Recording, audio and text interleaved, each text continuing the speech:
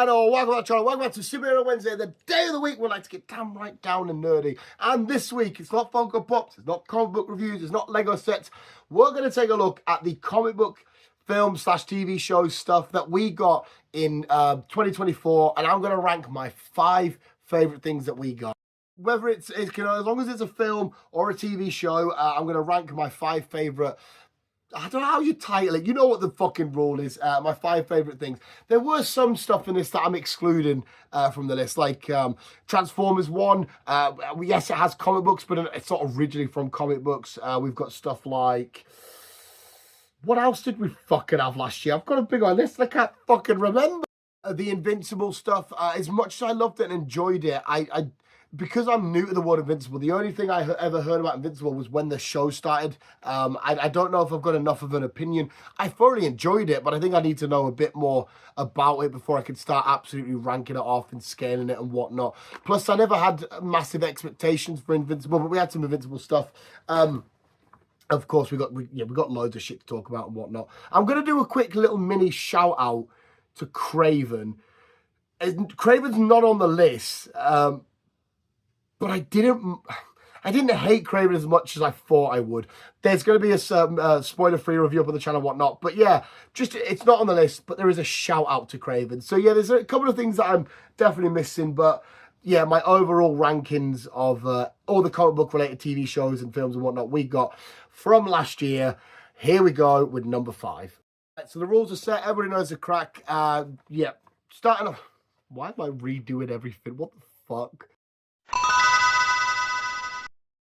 Off with number 5 is a show that completely took me by storm, and it's Agatha all along. When we got Agatha announced, not that I was like, oh, why are we doing a show like this, or what's the point, or maybe I did say at some point, why are we doing an Agatha story? But I never had like high expectations. I never had low. I just thought, okay, we'll just show what's happening to Agatha. We get the episodes, we get the finale, we get the whole story, we get Aubrey Plaza's Lady Death, we get Agatha doing a shit, we get Wiccan doing some Wiccan stuff. And I finished it, I went, that was fucking phenomenal. That was outstanding. Even the final episode of seeing the origin story of Agatha and the fact that she's lied about the Witch's Road, but really Wiccan then has made the Witch's Road. All the little things throughout, sorry, spoiler as well on all of these. All the stuff building it up and leading it up and going forward. Like, yeah, her looks to the camera, her realising, oh, shit, he's made this all up. Everything about it, absolutely fucking phenomenal. But my jaw was dropped by the end. I thought that was one of the most fun things I've had in a while. Also, as well, getting to end on Halloween with a double episode. We started with double episodes, didn't we? It ended with double episodes. I think we started with double episodes. And just, yeah, like we said, the intrigue at the start when she's gathering different witches, and then obviously Wiccan goes to her house. She breaks a spell that Scarlet Witch put on her and stuff like that. Would have been nice to see some Scarlet Witch shenanigans, but I guess that story's obviously still needing to be played out. Is she really dead? Is she not dead? Whatever they're going to do with the MCU and Disney and shit. But yeah, I absolutely loved Agatha. I thought it was so much fun. It was great. There were so many little details that I didn't realise until the end. Even a few theories and that people were coming through with. Mephisto being mentioned once again and quite a lot. The Disney Princess episode, phenomenal. Absolutely fucking crazy. Crying when certain people are dying. I didn't think the show was going to affect me this much and change me this much. Well, I say I wouldn't change to a different person, but you know what I mean? It wouldn't change. It changed my thought on Agatha and shit. Seeing her as a ghost at the end, I thought the whole show was well acted, well written, played off well, fits into the MCU beautifully, sets up Wiccan and whatever he's going to do going forward, Young Avengers and all that shit. Whether Agatha appears again as a little ghost helper and stuff. Absolutely fucking awesome. Number 4 is Venom 3. Now, these films have definitely been up and down with some people. They've been hit and miss. Personally, it might be because it's my second favourite comic book character of all time. I thoroughly enjoyed every single installment of Venom, and I enjoyed this one. This one was the most emotional and most heavy. A lot of stuff this year was emotional, making me fucking weep and cry. Didn't expect to. I don't give a shit about Maroon 5, but here's to the ones that are thinking, why are you doing this? Why are you doing it? I don't like Maroon 5, but now when I hear that song, I think of that, seeing Eddie walking down the streets of New York, looking around and looking out at the Statue of Liberty. What the fuck? Why are you doing it to us? But this was absolutely awesome. I loved the comedy. I loved the scene where he's in the van, you know, singing "Ground Control to Me," and thinking, this is just phenomenal. Having his little dance, seeing Noel is absolutely awesome, and I cannot wait to see what we get going forward with Noel and the story of, you know, Symbiote being left, and will it find a Peter? However it's going to impact the future of the Marvel, Sony, MCU, Sony, whatever it's going to impact. Cannot wait. Cannot wait to see Eddie again. We're going to see Eddie again. You know for a fact that we are. He's not going to end his story there. It's not happening. I know it's called The Last Dance, but it ain't happening. Seeing all the symbiote carnage at the end, because the only downside to these films I have is they're too short. I personally enjoyed Cletus and Carnage in the second, but I want to see more of it. I know there's some loopholes and some shit about like the perfect bond and how they might not be the perfect bond. This might not be the perfect. I understand there's not some absolute, you know, comic book accurate shit and some things that they haven't done perfectly, but just seeing this version of Venom and how he looks on the screen, every single film I've enjoyed, they've just always been a bit too short. I wanted more more of a ride in the first one. I wanted to see more of Carnage in the second one, and I wanted to see more in this one. But we get to the end of this film and we see the horrible way Venom dies. Obviously, you know, getting acided to fuck, getting completely just burnt alive, and he's protecting Eddie and the last little, you know, protecting him, and just thinking, oh, stop doing this to me. Obviously, usually we used to seeing Venom as a horrible, chaotic, crazy, animalistic beast trying to rip shit up. But like quite a few interpretations, whether it be Agent Venom or a Venom Space Knight and stuff, or this Venom, we see him quite soft and emotional and just doing his thing. And I had fun with it, watching him to horse and fishes and all this shit, frog. I had so much friggin' fun with this Venom film, and I absolutely loved every single minute of it. Just wish there was more of it. So yeah, number 4 on the list is Venom 3.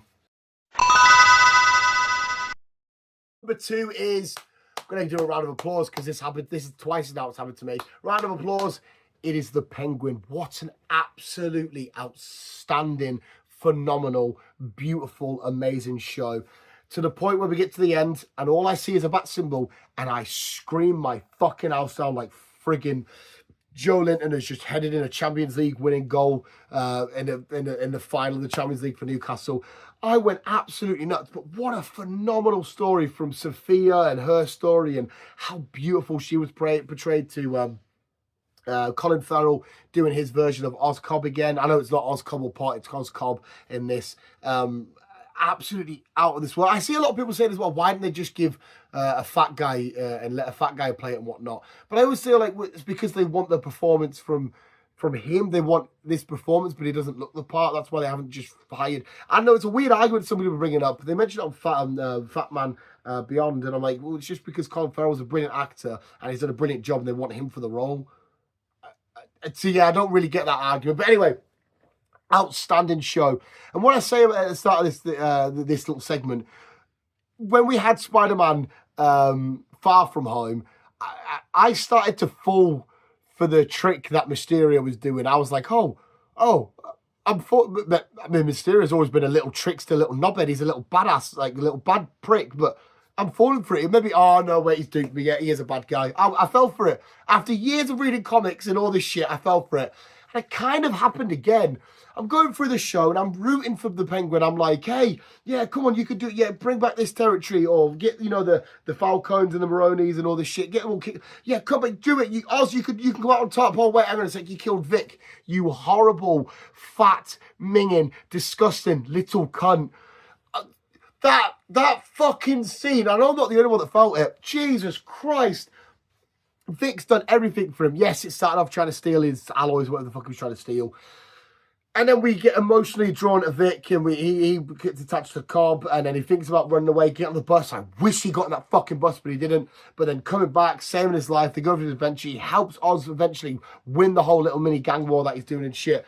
To a horrible, because if he shot him in the head, that was one thing, or if he stabbed him, that's one thing. He strangles Vic, and Vic is pleading for his life after just saying about how his family and how he loves him and shit. And it broke my fucking heart. And at the very end, when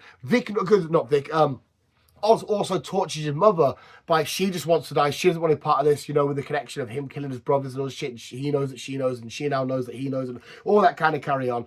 But her being like, I'm going to give you the best view, telling him that, and he gives her the best view, but we see that tear. And to me, that's a tear of I can't, this is torture, please. What's more, I need to get out of this earth. What are you doing? I can't do. And he's like torturing his mother as well.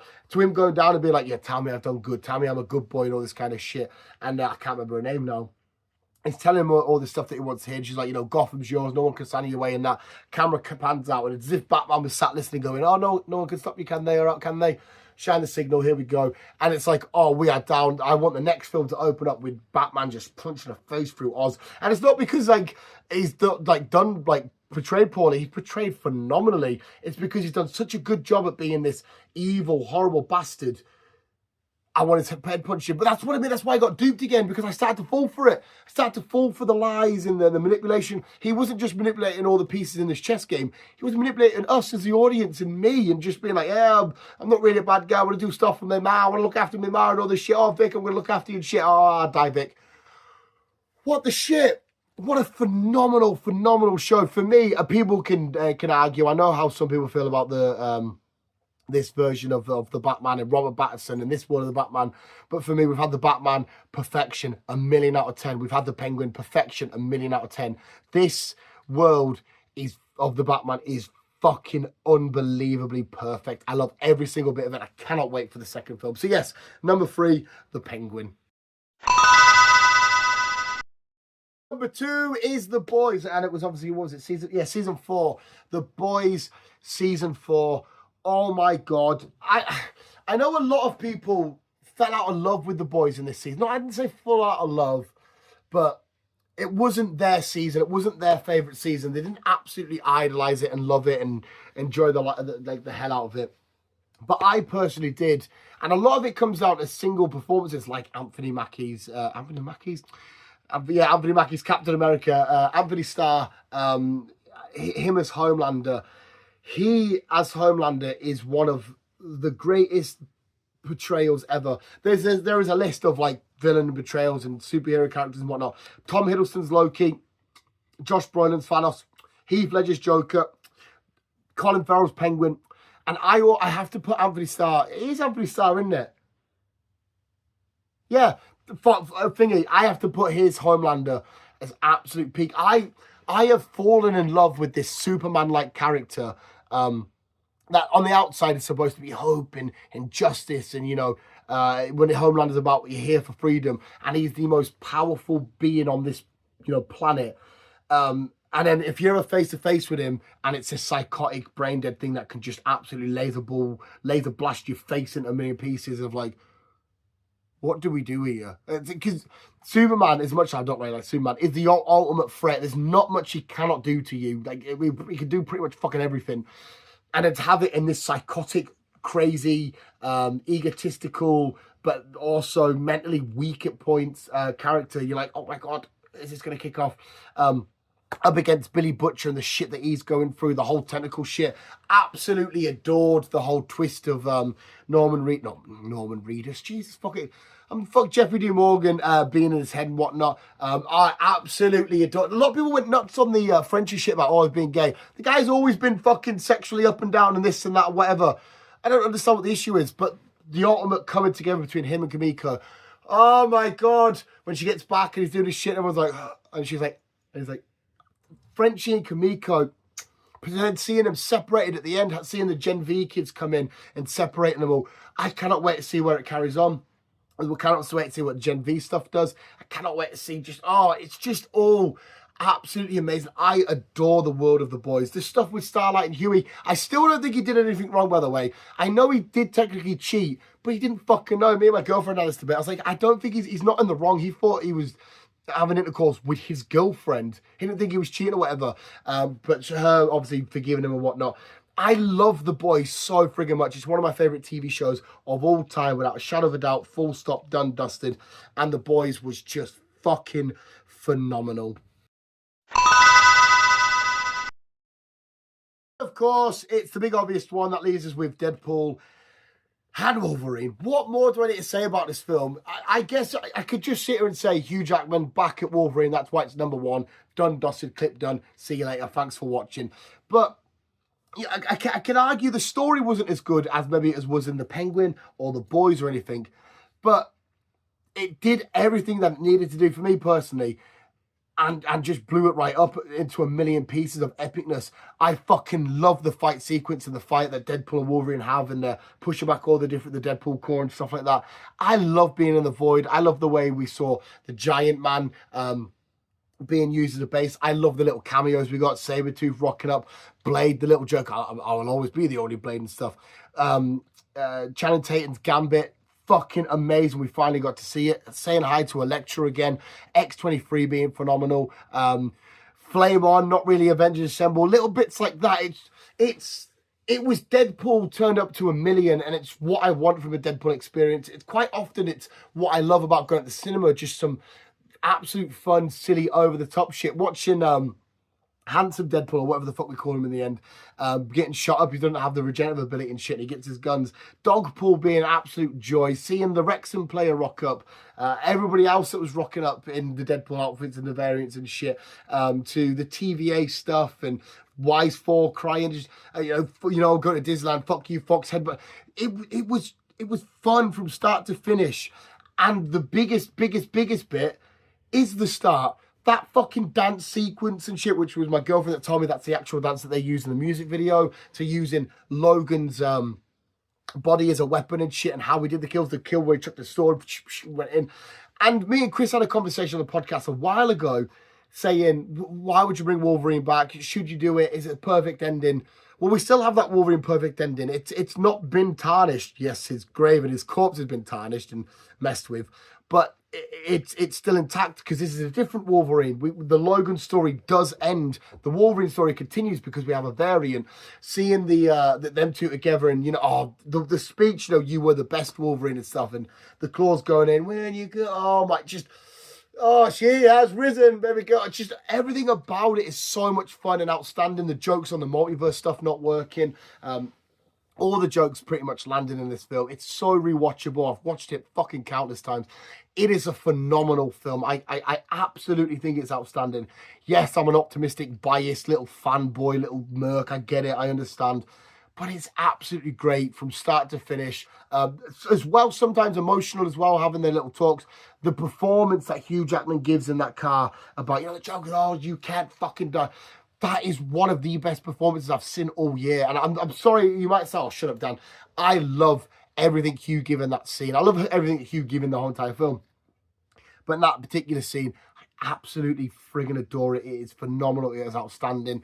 Deadpool and Wolverine, the greatest comic book film and shows of the year by far. We have visuals, my favourite comic book films and / shows of the year of 2024. Let me know what yours are in the comments below. If you completely disagree with my list, please let me know. You can absolutely, of course you can agree. You might have thought Agatha was crap and Venom didn't do it for you and the Penguin was a bit much. Maybe you didn't like Deadpool, Wolverine, or The Boys. I know The Boys was hit and miss with some people, and that is fair enough, but I want your thoughts and opinions in the comments below. But that is my 2024 list. I don't know if at the same sort of time, maybe the weekend around this video, we will be having, I think maybe at some point, the podcast anyway should be up of mine and Chris's end of year in general. Favourite films, favourite shows, favourite performances, favourite scenes, all that goodness. We'll be having that up on the channel at somewhere, some stage and all that shit. But anyway, visuals, more importantly, there we go. Thank you so much for watching. You guys are literally the fucking best. We'll always keep being you and keep on web slinging on.